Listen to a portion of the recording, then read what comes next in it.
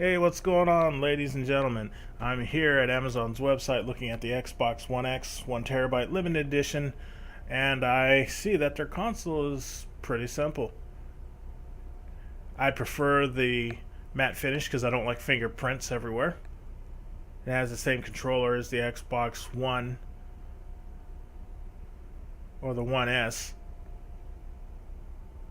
I'm looking at the actual front of the console, and it doesn't actually have anything that's different. It still has the one USB port. I recommend getting a hub so you can attach an external hard drive, USB keyboard, mouse, and camera. For anybody that does streaming on Twitch, you're going to take advantage of that. If you're going to get an external hard drive, make sure it has enough storage on there, but primarily do not fill up your internal storage on the console's hard drive because, well, that just means longer seek times, a slower console. That's counterproductive against the speed that you want for your console. Not to mention the cloud service for Microsoft is doing some work too and helping with algorithms and processing for data. It helps take off some of the workload that your CPU has to do, especially if you do any type of casting, say from your console to PC or from PC to console, using the app for that. It helps too. The system is solid enough. It uses the Jaguar CPU, which is from the NVIDIA Shield, and it has a gas operated thermal heatsink. That specific technology is to help keep the CPU cool during high CPU usage where it generates a lot of heat. That explains where a lot of the weight of the console is coming from. The rear of the Xbox One X has the same layout as the Xbox One S. It has an HDMI in, HDMI out, digital optical audio port, yada yada yada, same stuff.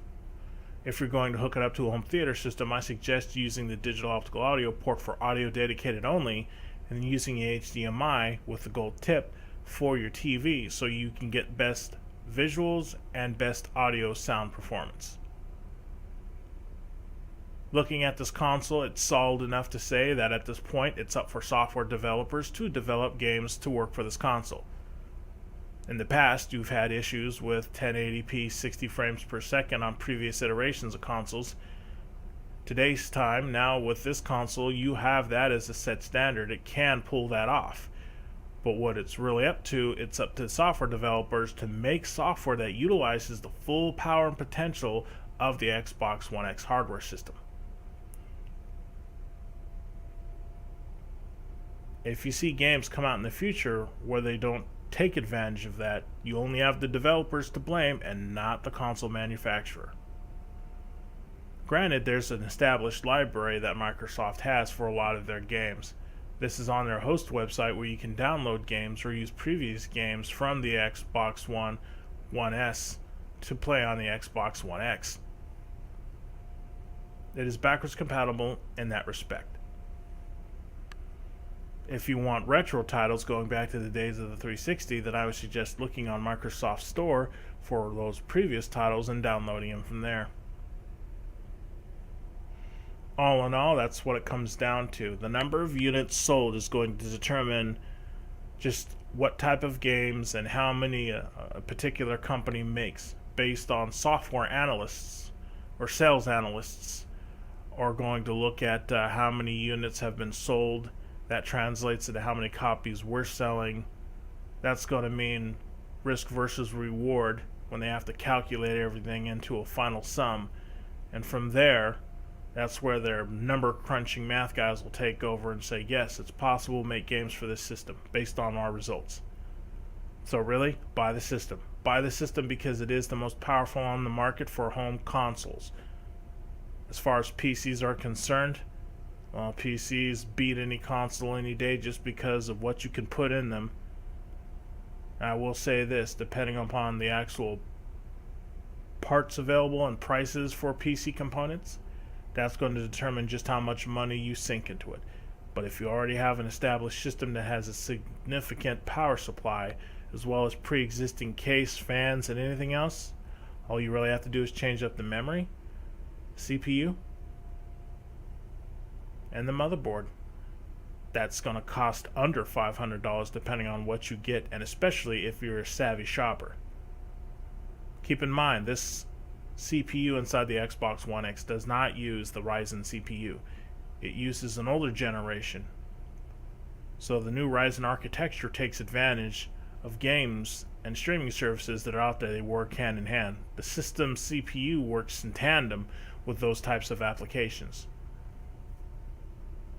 Now, when they make a console, what they do is they actually have the console out for a year in consideration to the existence of the hardware. So if you take a look at, say, the Xbox One X comes out 2 years down the line, the hardware's been out for 3 years. 2 years on the market, 1 year in development. You always have to throw 1 year in development for that, which means you've got a 3-year age system on the console.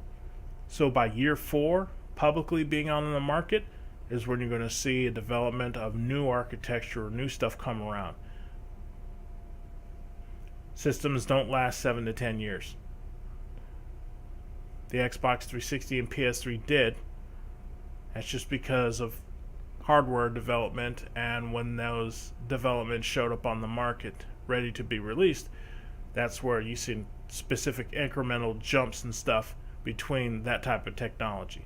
But now that the Xbox One X has something that's going to be around for at least 3 to 4 years, I'd say it's a good bet.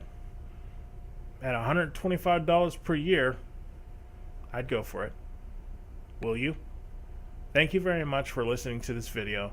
I appreciate you watching it. Leave any feedback down in the comment section, and have a nice day, ladies and gentlemen.